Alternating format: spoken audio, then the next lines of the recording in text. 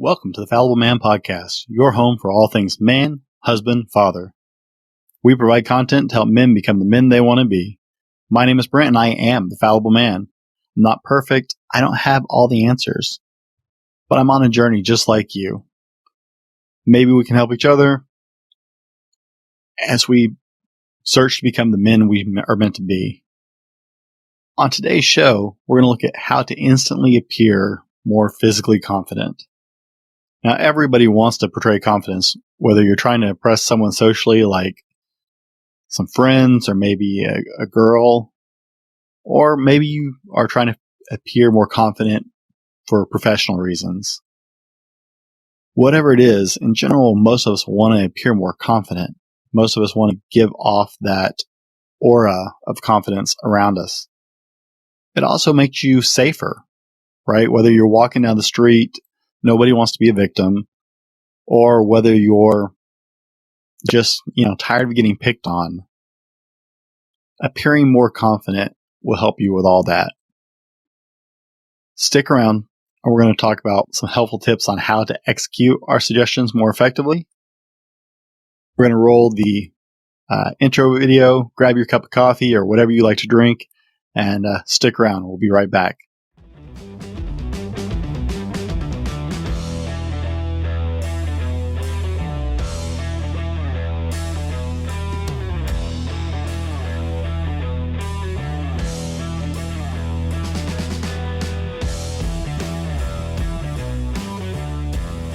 This is the Fallible Man Podcast, your home for everything man, husband, and father. Here is your host, the Fallible Man, Brent Dowling. Welcome back, guys. My name is Brent, and I am the Fallible Man. If this is your first time joining us, welcome. You're a returning listener. I'm grateful that you're back again, guys. Grab your coffee, grab your energy drink, grab your bourbon, whatever you like to drink while you listen to these things, and hang out for a while. Guys, all of us want to be more confident. All of us want to appear to have that physical confidence. I apologize now if you're watching the video show of this, which airs 1 week after the audio version. I may have to look down a little more. I had a crazy issue with my microphone and my recording equipment, and so we're totally rolling off the cuff today. It's kind of crazy, so hopefully this works, and this isn't a total waste of our time, and the audio isn't complete trash. But I digress. All of us want to have that confidence, guys. All of us know what I'm talking about, too. That physical confidence that comes with the iconic people we can imagine, right? Some of you are like me and like some of the older actors. John Wayne, Clint Eastwood, Charles Bronson. These guys were iconic in their different movies. And part of that was the physical confidence they portrayed everywhere they went. I mean, they walked in the room and you were just drawn to them. Now, and it's not just because the camera was on them. That would be too easy. But they walked in the room and you just knew who they were and what they were about.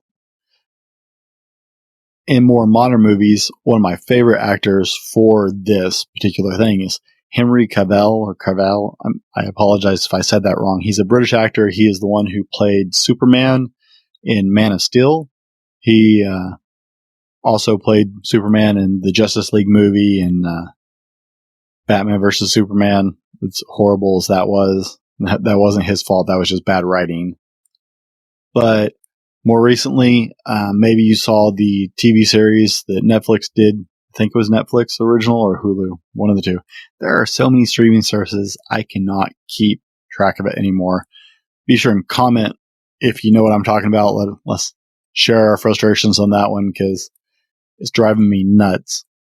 But I enjoyed The Witcher. I enjoy the video games, so I was really curious about how they would do with the show. And the main character, Henry Cavill, did it really well because he has this presence that just, you're drawn to him. Whether you hate him or you love him, you're just drawn towards this presence, and he just strews confidence. It's incredible. And Henry Cavill is really just his physical acting conveys that so well, which is hilarious if you see the guy in an interview when he's not recording a movie or a show, because he is just a crack up and he doesn't take himself serious at all. So it's kind of cool. But even in an interview, like, he has a commanding presence about him that comes from that confidence that we all want to have. There's other actors that do it. I don't want to waste a whole lot of time pointing out examples. If one pops out to you, put it in the comments. Put it down, whether you're listening to this in the car. Please don't write anything down in the car. But if you're listening to this at your desk or on your phone, comment wherever you're listening. I'd love to know. I'd love to hear about it. But you all know what I'm talking about, right? So we all want to be that way. That's just, we want to be that way. So we're going to talk about, I think, 4. I'm having to go back and forth between paper notes today. Sorry if it crinkles in the audio. I'm going to talk about 4 different points to help you achieve that physical confidence. And guys, I want you to be confident, actually confident, not just portray physical confidence, but I want you to be actually confident too. But that takes time to develop, and this will help you get there. And I can tell you firsthand, as someone who does a lot of interviews and has been hiring people for a long time, physical confidence will help you professionally. There is a huge difference between somebody who walks into an interview and is physically confident, and you can see it in the way they move and the way they present themselves. Because if you don't believe in you, I'm not going to believe in you either during an interview. So this will help you in all kinds of ways, not just socially, but professionally as well. So we're going to jump into the main points here. Some of you going, oh, about time. Point number 1, guys. Slow, almost languid, purposeful movements. And let me paint you a picture here. It's the idea of a prey movement versus a predator movement. And I'll go to this several times today to help you visualize this. So if you watch nature shows, I love nature shows. My daughters love old reruns of The Crocodile Hunter or Crikey, it's the Irwins. But there's some very valuable information there. If you watch prey animals, they're skittish. They're always antsy. They're always nervous. They even managed to hit it in the live action version of Disney's Jungle Book pretty well, where they're all coming to the water hole. Prey animals, so we're talking, usually herbivores and omnivores, but specifically herbivores that are usually food for other animals, are very skittish and they're quick to react. And whereas predators, they only expend the energy when they need to. Everything is purposeful. If you watch, a lion looks like one of the laziest animals in the world until it's time to kill something. And then it is just a nightmare of speed, power, claws, and teeth. But they are very just easygoing. The world moves at their pace. The world moves on their time. They're not in a hurry to go anywhere they don't want to go. And they're not in a hurry if they're not after food. Everything is just slow and graceful. They move at their pace. The heck with the rest of the world. They move however they're going to move. Confident men move in the same way. Even in their speech patterns, they're not rushed. When you move at your pace, you subtly communicate to other people that you're not feeling pressured or intimidated or scared, and it's perceived as confidence. Now that's the way you physically move. That's also the way you physically react to things and the speed in which you speak. If you have very rushed physical movements, then it better be to go do something. right? Purposeful movements. If you move with the world at your control, it makes you appear more confident. Now, I'm not saying if you have places to be and things to do that you strut really slow, okay?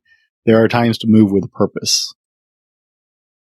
When you're trying to achieve something in a job, there are times to move with a purpose. Don't get me wrong. I'm not telling you to dog it on your work. This is not an excuse. Oh, I'm trying to look more confident. Brent said to try and look more confident, I should move slow. No. Okay. But when you're not on the clock, when you're not working for somebody else's time, be slow in your, and not slow for slow's sake, but be slow and purposeful in your movements. Now, we can contrast this. There are big, fast movements that are confident as well, right? Some people just explode really big, and that's because they're confident and they got it, and they're, yeah, right? We all had that, yeah, moment, right? Where that's confidence. That is what I'm not. So that sounds very contradictory to what I just said, but you have to decide what your normal reaction is going to be. Okay. If you are that person where your confident movements are fast and explosive and celebratory like that, or loud, that's fine if that is a movement for when things are good. You have to think in contrast to your fear reaction. So if you're anxious and nervous and fearful or intimidated, if you would normally mouse up and kind of dog it, then maybe huge explosive movements are going to convey your confidence better. Whereas if you get under that kind of pressure and intimidated, instinctively you are quick and jerky like an antelope or a gazelle. Slow down, strut a little, be intentional in the way you move. It will go contrary to your fear response is to what you want to tackle. Okay, does that make sense? So there are two different ways this can go. And it's whatever contradicts your base nature to react physically. Does that make sense? Is everybody tracking here? I know it almost sounds like I'm contradicting myself, but I'm really not. Two ways to achieve it. I'm going to hammer this to death, aren't I? Two ways to achieve it. If you're fearful, and that means you slow down and get mousy, go the other direction. If you are skittish and quick like a gazelle and antelope and jerky, and that's how you get when you're intimidated or feeling pressured, or slow down, be purposeful, being intentional in your movement, either way. And that will do huge things for how you come across to other people. Remember, it's prey versus predator. A lion is both fast and he struts. It's just when the situation demands it. He is always in control, though. He is always going to go at the pace that is appropriate for him, not because he is intimidated or afraid of anything else. Hey, and if you're getting anything out of this, be sure to like and subscribe or share this content with your friends. That helps me out. If you're on YouTube, hit the little bell notification so you get notified, and leave us a review on Apple Podcast or wherever you're listening to this at. That helps us a lot too. Point number 2, be comfortable turning your back on others. Now, I don't want you guys to be rude, but the person who ends the conversation and walks away is usually the one who had more power in the given situation. Now, that only works, let me be really clear, that only works if you are in control of the situation, you actually end the situation. That does not work if you go pout and walk away and take your ball because you don't want to play anymore. That doesn't count if you just got frustrated and threw up your hands and had a little hissy fit and walked away because you didn't want to carry the conversation anymore. I am talking about intentional, purposeful, in the conversation, whether that's a mic drop moment. Please don't drop the mic. Sorry, sound guy. Whether that's a mic drop moment or you end the conversation and walk away because you ended the conversation with, no, this is how it is, period, dot, I'm right, and you walk away from the situation. The person who does that and walks away is usually the person in control. Partially because of our animal nature. Years of evolutionary biology, and you can refer back to, I think, episode 11, I was talking about that. Your back is your weak point. If you watch animals in nature, they don't give their back to anything that is a threat to them because that is your weak point. You would think it's the soft belly, but it's really not. That's just the soft part. You're most vulnerable with your back to somebody. Showing your back to people communicates that you are not concerned or threatened by their presence.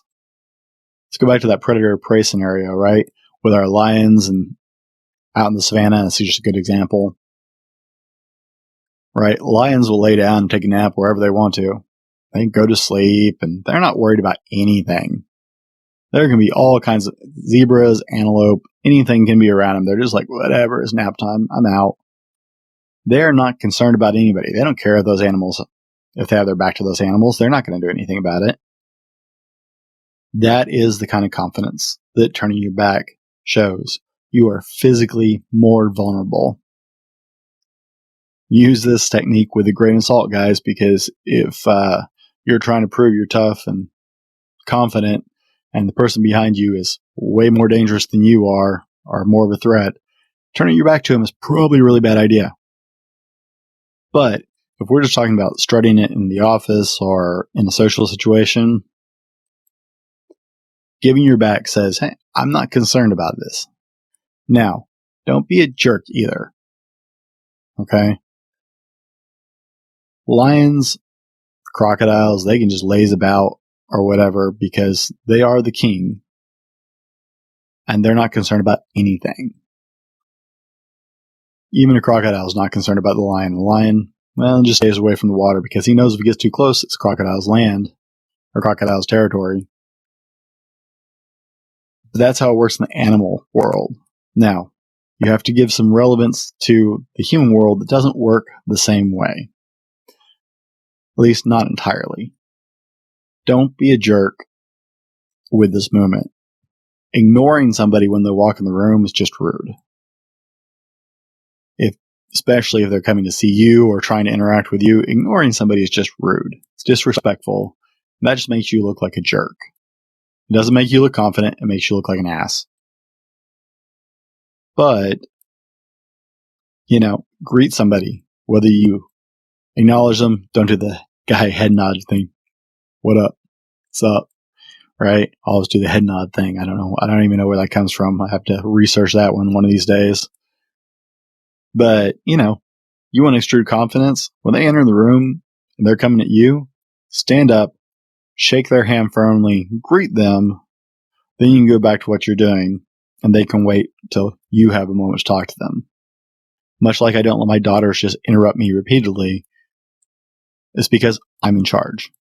They're on my time.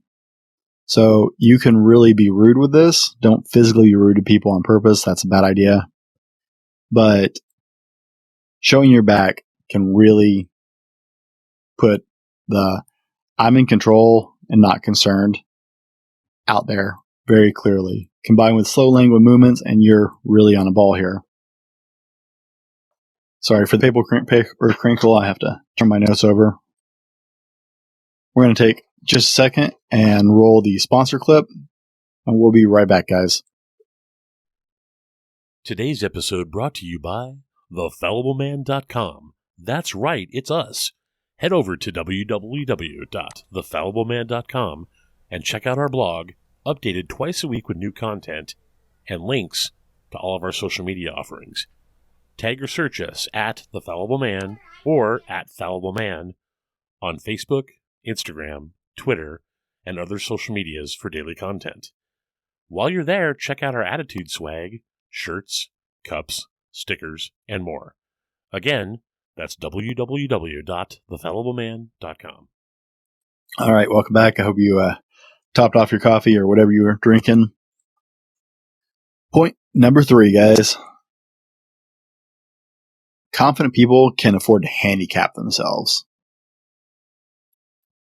Now, what that means is that you can afford to show what some people would consider a weakness. This gives you an opportunity actually to be more just honest, which is seen as a very confident trait anyway. You can disclose things that other people aren't comfortable disclosing nonchalantly and just not even be worried about it. Because confident people aren't worried about everybody else's reaction, and they're not worried about something they're exposing being used against them because they don't care. For example, we'll go back. Henry Cavill, I'm probably saying his name horribly wrong, and I do apologize, sir, if you ever see this. I think the world of you as an actor. He was doing an interview with some of his co-stars from The Witcher, and someone, I think the host was teasing him about being a gamer, because Henry Cavill is a big computer nerd. He likes to play, I think, World of Warcraft. Where did I lose that? He likes to play World of Warcraft and some other games like that. Maybe it's just World of Warcraft. I don't really know what all games he plays, but he is a really well-known computer gamer in Hollywood. And when the host was teasing him about it, he was like, yeah, no, everybody, you know, I wear my nerd proudly on my sleeve, I think is what he said. Some people would see that as a handicap. You know, if that's what you're into, don't let it be a handicap. And don't let someone talk down to you because of it. That's silly, especially in this day and age where gaming can be a full-time profession. My goodness, it's kind of hilarious to me. All the years that gamers got teased, and you know, you got guys doing esports and making a living playing video games. It's incredible. The world is just wild these days when it comes to things like that. But maybe it's something else. Maybe you like rom-coms and you're a big guy and you like rom-coms, and you know, some people don't see that as manly. Well, wear it with pride. And if something, I'm not saying throw it out there just to give yourself a certain appearance of confidence. That doesn't work. It looks really stupid if you throw in one of these moments of honesty and clarity in an inappropriate time. Don't throw it out there. It was like, okay, that was kind of strange and out of left field. No, but if something comes up, right? If you're in a conversation and you're with a group of people and someone's like, dude, I heard you like rom-coms.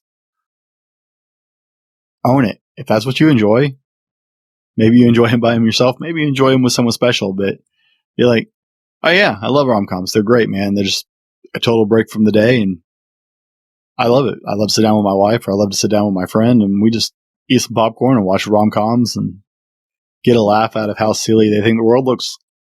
Own the moment, guys. If you are confident, you can handicap yourself, because for you, it's not a handicap.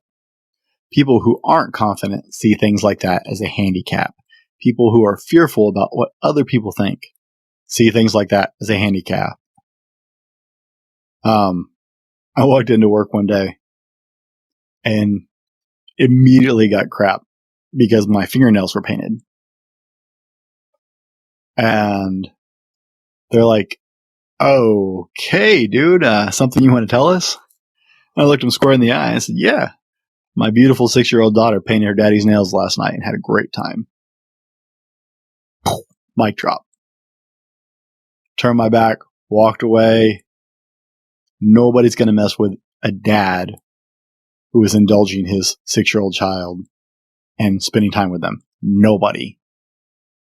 Some people think it was weird that I didn't get it off before I went to work, but nobody said a word. It was over. That's all I had to do. other people I ran into throughout the day. It was like 6-year-old. Oh, mic drop moment. It's over. Nobody is going to mess with it. And that can be about all kinds of things, guys, whether it's you like rom-com or whether you're a gamer or whatever your particular thing is. If you own it and wear it like a badge of honor where someone else would see it as something to pick on you for, you think you're like, whatever. It's nobody cares and I don't. You instantly disarm the whole situation and turn it around for your benefit because now they're like, oh, yeah, I was totally going to rag on you, but that didn't work, huh? It just makes you look strong and them look weak. It's a total confidence move. Only people who are confident are that comfortable. Point number 4, and guys, I hope you're enjoying this. Again, be sure and subscribe for my podcast listeners. Share this with your friends. That really helps me out, and leave a review. And if you're watching this on YouTube the following week, guys, be sure to like, follow, and subscribe. Share our channel. Share us on social media. We're everywhere you want to be at The Fallible Man. Daily content. Now, point number 4 is extreme non-reactivity. I used to have this manager, and we had this running joke because he was just so chill about everything. We used to joke that, one day there could be a fire in the building and he'd be like strolling down the hall because dude just strutted. And he would be just strolling down the hall, hands in his pockets, just chilling his way through the building. Like, dude, building's on fire. Get out. Dude, you should leave. The building's burning. Just like it wasn't even a thing because he was just so laid back. But there's something to be said for extreme non-reactivity. And I know you guys are probably sick of it by now, but we're going to get back to the animal kingdom, right? Like I said, prey animals are totally skittish animals. You watch any kind of prey animal. I went to high school in Wyoming. Lots of antelope in Wyoming, like bazillions of antelope. I don't even know if that's a number, but my goodness, it was unreal. And they are skittish animals. If there is a predator, they are gone, on the move. You get too close, they are on the move. Anything that's out of the normal, anything that breaks the calm silence of their lives, they are gone. Just quick. They are constantly watching. Hunting antelope is actually very difficult because they are so alert all the time. They are a prey animal. Their only option is to run. Gazelle are the same way in Africa. They are just constantly alert. Tweet. They are totally reactive to the situation. When you are non-reactive, especially emotionally, it portrays a level of confidence that most people are not comfortable with. On the other hand, when you see people easily succumb to an emotional situation or the emotion of the situation, I should say, or the emotion of the people around them, and they have a emotional reaction because of it, it makes them look really unstable and easily manipulated. It makes them look very fearful and very confident. People don't react like that. And so when you're easily keyed by a situation or the people around you, that's not confidence. That's just an emotional burst. Emotional outburst aren't seen as confident. Emotional outbursts are things that uneasy people do. So that non-reactivity you see in really resilient people. You see it in really confident people. They see the situation, they process the situation, they decide the best course of action, and they calmly react when it's appropriate, but not before, not during. They don't lose it. These people are really great at being first responders and especially like police officers or ambulance people, even our firemen. So yeah, all the first responders, love those guys. Being extremely non-reactive let you keep your wits about you. Calm people who are not easily triggered are seen as more confident and capable. Whatever's coming at them, they can handle. When you see that the intensity of the situation or what's going on around is not going to elicit a emotional reaction, you automatically just know that person is like, I'm in control. This is not a big deal. And that portrays it very clearly to the people around you. Now, you stuck with me this long, so let me say one more time, be sure and hit the subscribe button as we wrap up. Guys, here's what you've been waiting for. These four suggestions. Move purposely, slowly, the opposite of your fear reaction. Don't be afraid to give your back to people, because that tells them that you're not worried about it. Don't be afraid to handicap yourself, because you can. It's not going to hurt you. In fact, it's going to have the opposite effect. And extreme non-reactivity, these physical traits, and are more of an emotional trait, to be honest. So,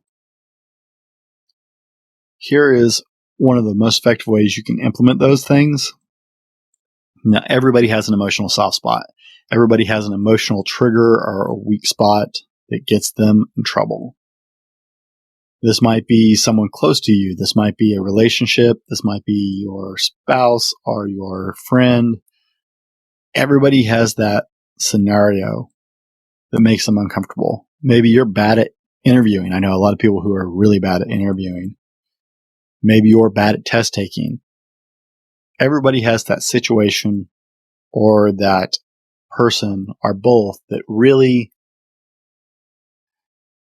you know it's coming a mile away because they always get you wrong. So make a list of those triggers. Make a list. I hate to use the word trigger, but make a list of those triggers. Write them down, actually, like physically write them down and identify who those people are, what situations those are. Write them down and make a plan how you're going to handle that situation. Okay, identify the trigger. Now, plan out your reaction, how you want to react to it. I want you to practice it. I want you to visualize it. Visualizing is 100% effective, guys. People blow that all the time, but the science is there. Visualizing is so important. So plan it, practice it, visualize it until you start getting more comfortable with that just being your automatic response. Plan for those responses. And then when you're faced with those trigger scenarios, you can implement these new tactics to appear more confident and not let it get the better of you. Guys, I hope you got something out of this. I appreciate your time. Thanks for hanging out with me. I am the Fallible Man. Be better tomorrow because of what you do today, and I'll see you next time. This has been the Fallible Man Podcast, your home for everything man, husband, and father. Be sure to subscribe so you don't miss a show. Head over to www.thefallibleman.com for more content and get your own Fallible Man gear.